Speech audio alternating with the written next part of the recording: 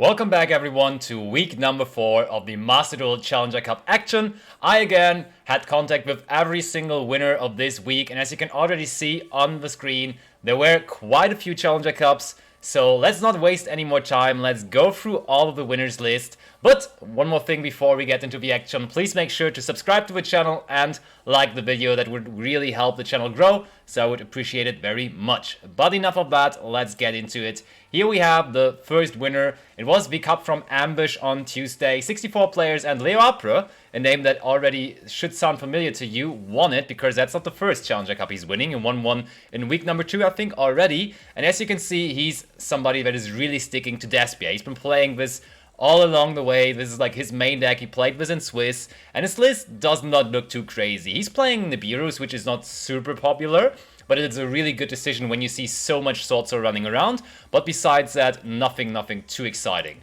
But then he brought more decks, of course. His second deck is just another Despia list, but this time without the Nibiru's we were just talking about. And then also the Super Polymerization, so this is like a little more tailored towards the mirror match, I would assume. And that's like the second list he got me. And then he got more lists even, because he's one of the players that really brings the going second strategy. Here you can see his Numeron strategy. I think we already featured his Numeron deck because he won a tournament with this before. But yeah, all the going second cards. I think it's quite interesting to see that he's running Crossout in the going second deck. But besides that, really good going second strategy. And I can recommend you, if you are entering one of those tournaments, definitely make sure to have a deck that is just for going second. So you can just surprise your opponent. He picks a good going first strategy and you just blow them out with the Numeron deck, for example. But that's not all. We also see him sending in a Salamangreat list, and this looks kind of spicy because we are seeing the Paralytic Seeds, we are seeing the DD Crows. That was nothing we saw from the other Salamangreat list, but I think it is pretty reasonable because DD Crow is just so good versus Despia, and as we can see, he believes in Despia to be the best deck, so you want to have answers for that. And Paralytic Seed just makes your first turn combo board a lot better, gives you regular access to Baguska as well, so I definitely can see why he included both cards. And then we have another list of him. As I already told you, Swordsoul is like the other big contender in the metagame, and he already has a Swordsoul deck prepared as well, so just in case he has to grab a deck that is not Despia because his opponent is counter-picking Despia like crazy, he also can pick his Swordsoul decks that you can see right here. But that was all of the lists from the Opera. Next tournament was the one from Brainy Brain, 32 players, and Dagovax is the one taking it down. And again, another familiar name. This guy already won another Challenger Cup. I think he won the one from Fafa before, but this time 32 players, and he came out on top. And again, he's a Salamangreat hat. Looks like Salamangreat just is the best deck by the way I'm showing you the lists here, but there are a lot of Swordsoul and Despia decks in the field, but yeah, every winner basically has a Salamangreat deck, and his strategy looks really good. I like that he is playing the Mare because this is just an additional extender, but besides that, again, nothing too crazy. But I think this time he did not only have one list, yeah, he sent me another one as well. He wanted to prepare for Ghost second a little bit more, getting in with the Ghost Bells as well, so if he lost game number 1 or something, or like if he won game number 1 top cut, he wanted to be prepared for that, but still he only played Salamangreat, so pretty impressive stuff from the Salamangreat strategy. Next off, we had the Jubel Cup, 64 players, and the winner is Fante. And that's another guy that already won a Challenger Cup. How crazy is that? Those guys just keep performing very well. And he played Go Second Despia in Swiss mostly. We see Lightning Storms, we see Nibiru, so this is just really a pure going second strategy. Even if he wins the coin toss, he's always going to let his opponent start.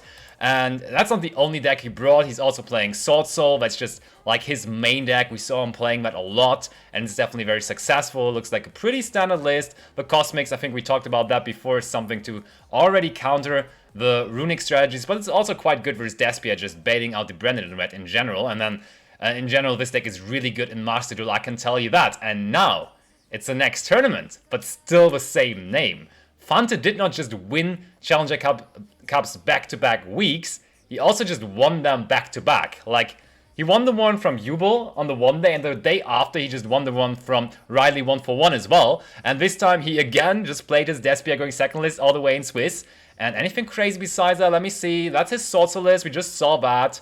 And then he used one more list that he didn't use for the Jubel Cup. He also played a runic list, a runic stun list that you can see. He played that once, I think, in top 4 or something, and it worked out for him. So if you are looking for a good runic stun list, besides the card of Demise that is going to 2 today, this looks like really something you could go for. And there were all the lists from the good old Fante. But then we have another 2-time winner now. Thunder Theory, fellow content creator, also took down another cup. This time the one from Jubel of 32 players. And his list is spicy. 60 cards, Thunder Despia. This is what we call a nice idea of a deck. Something very unique, something you don't see very often. And I'm totally in love with this. Like, I want to play this deck so bad. Just 60 card decks in Master Duel tend to be very expensive, and therefore we cannot really go for them that regularly because we would have to craft so many cards. But this looks like crazy fun. I mean, Colossus is allowed in Master Duel, so this list is just absolute fire, and I can understand why he picked that. And then we see that he also had the Sword Soul list. That was the one he also played in the other Challenger Cup that he already won. It's not totally finished just yet, as you can see. We already talked about that last week. But next cup is the one from Wildly 141, 128 players, and Leo Apra this time is the name we're talking about. Leo Apra? That's a name we already talked about again. Like, those guys are just crushing. There are a couple of people just winning and winning and winning in those Challenger Cups, and they're performing like crazy. So you should definitely get into the action and play versus these guys, because they seem to be the best guys in Master Duel right now. So you should try to get better by facing them. And we see he's also he's just playing the Despia list that we saw earlier on, nothing too crazy. Then we see a Striker list as well, though. This is interesting. We see Striker. This is, of course, a going second list in scenarios where he won game number 1 and then where he won game number 1 and he just picks to go second, then or that he has to go second because his opponent makes him go second in game number 2, and this looks really cool. This deck also gets better now with the new list on the 10th of January where this video is releasing, and also on top of that we are getting linkage on this day as well. So Striker all of a sudden just a crazy deck that might go all the way and be a top tier contender once again in this format. And then we see another list of him. It's another Despia list, but this is obviously a tailored list to where it's going first, as we see Dimensional Barriers in the main deck and Zombie World as well. Kind of crazy. Okay, the Zombie World, I didn't even see that at first. And also a Salamangreat list. This looks very similar to the one we saw earlier on, so we don't have to talk about it that much. And then we have a Virtual World list. I didn't remember this being sent to me, but yes, he described this as the anti-control list, as you can already see here on the top of the screen as well. This is when he is assuming that his opponent is just playing a control deck, like Runic Stun or something. He wants to have a bunch of removal with the Chuche, the Lightning Storms, the Feather Dashes, the Evenly Matches, and also the Adventure Engine. This is just purely tailored towards back row decks. So if his opponent is just sticking to back row decks, he's going to bring this, and I think he played this successfully in the finals of this tournament as well. And then we also talked about it earlier, Numeron is one of his decks of choice. He has picked this in the finals, in game number 1 even, as some kind of a meme pick, he said, and it didn't really work out for him, but still Numeron one of his go-to decks anyways. And then oh yeah, he also played 60 cards Adamantipator. Like, he brought so many decks. That's just always the sign of somebody really investing time to prepare for these tournaments. And yeah, Block Dragon at 3, not going to happen anymore from today on. So let's see whether Adamantipator is going to be as successful in the future now. But now we are actually going to the next cup. This was a cup that I actually commented or casted live together with Julio. We had a lot of fun going through this whole tournament, and the winner that came out on top was DT Freak, beating 127 other players with a couple of Despia lists, as you can see. Nothing too crazy with the first list. Then he brought me a list that he wanted to use when he knew that he would be going first with the Solemn Judgments. He actually played this in the last game of the finals. And then we have another Despia list. I think this was the one he told me he would be playing when he knew that it would be a mirror match, or when he knew it would not be a mirror match. Something like that.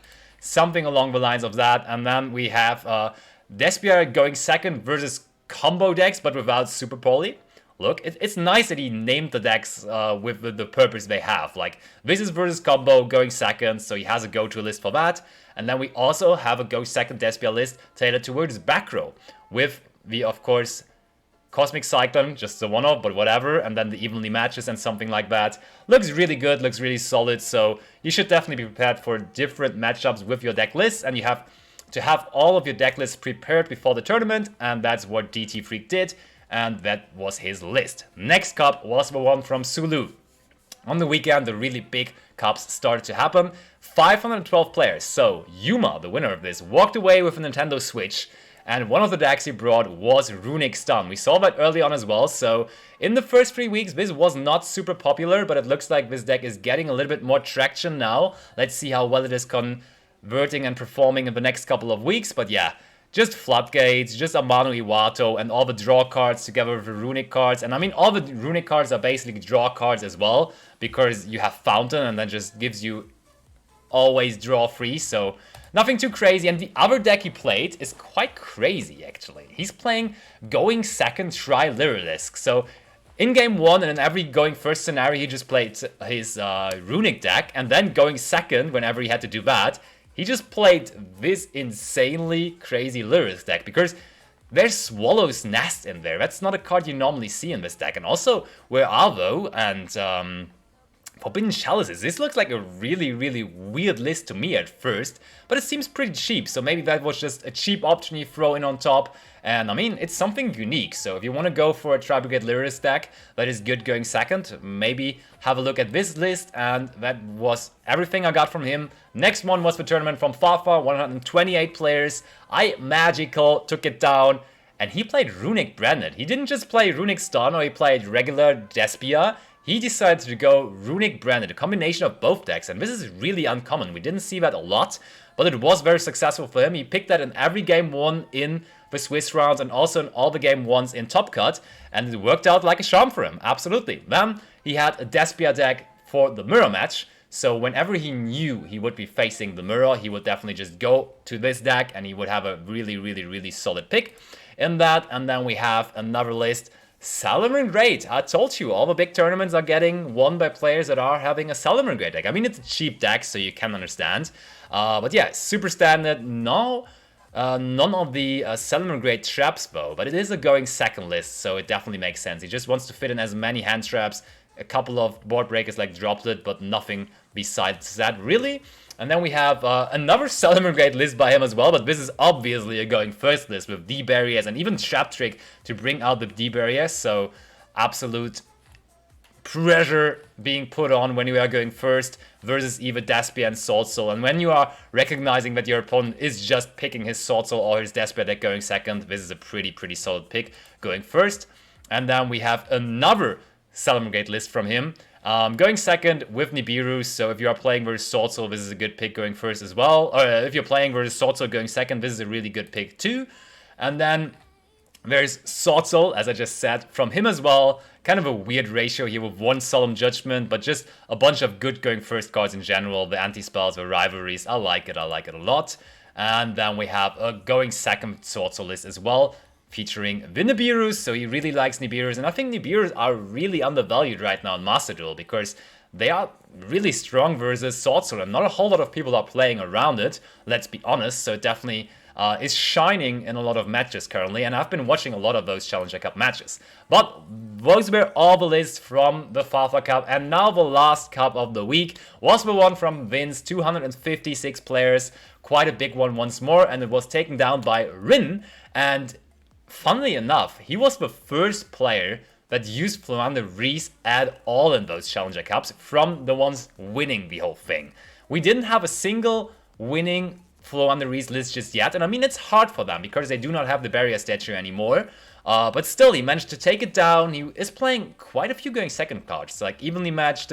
He's playing Book of Eclipse, Book of Moon, and the enemy controller as well. So this looks like a TCG list almost. I didn't see the approach to the deck like that being played in Master Duel a whole lot, but it worked out like a charm for him. He played that almost all the time, so definitely shoutouts to him. And then he also, as a combination of the two most beautiful decks in the game, he was playing Floanderies, and his other choice was Numeron, as you can see on the screen. It's also a very similar approach to the Numeron list we saw earlier on. We see the Lava Golems, we see the Gameciels, so he just wants to break the board really quickly, OTK in one turn. We all know how Numeron decks works. And yeah, that was the last winning list of the week. I hope you guys enjoy this format. Next week is obviously going to be reported as well, so definitely make sure to check out next week's video as well. And in the meantime, maybe see you on my Twitch channel. Bye bye everyone.